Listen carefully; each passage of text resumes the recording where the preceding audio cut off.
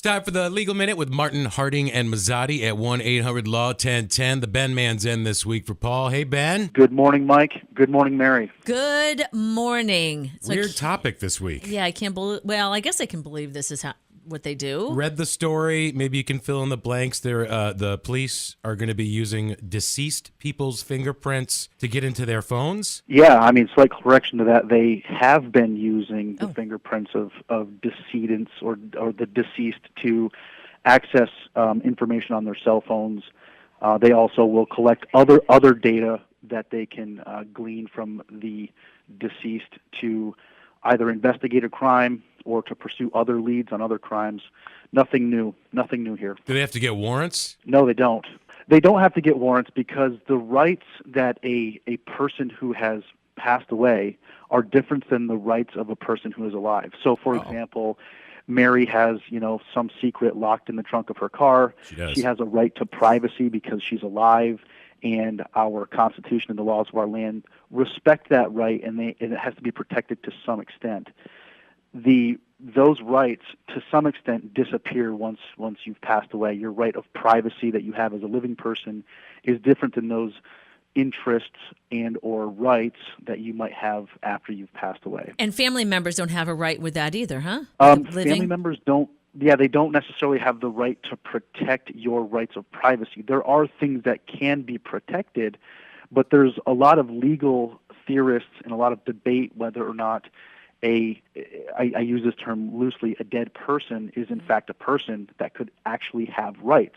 Right. And really the question is, are those the rights of the living people, or are they interests of the dead? For example, a will is a good example of whether or not a person has a right to divest property the way that they want to. Wow. So, Mary, if you die, you want to give your house to your daughter. You may be able to do that with a will, but it may not necessarily be your right as the dead person. It might be the right of your daughter to actually obtain that piece of property legally.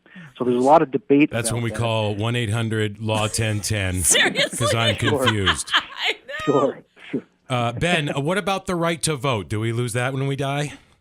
Absolutely. Okay. However, interestingly enough, in France, a person has the right to marry somebody who has already passed away. Wait. What? Yes, absolutely. Absolutely. And it has to do with the legitimacy of a child. For example, if you are carrying a child and your paramour passes away, in France you have the right to marry that person posthumously so that the marriage is conceived, and therefore the child born of that marriage is the legitimate heir to that person's property. Oh, that's interesting. So interesting. Wow. When you did what is also interesting in the United States is that after you die, you may have a right to reproduce. If you've frozen eggs or other genetic material, there may be a right or an interest of a person to obtain those reproductive rights. I wonder if that's something you would put in writing, in a will, or in something like when you go freeze your eggs or whatever it is that you're doing. Yes, ahead of time. You can put it in a will. Yeah, absolutely. You can put it in a will, and that may be the basis for those rights to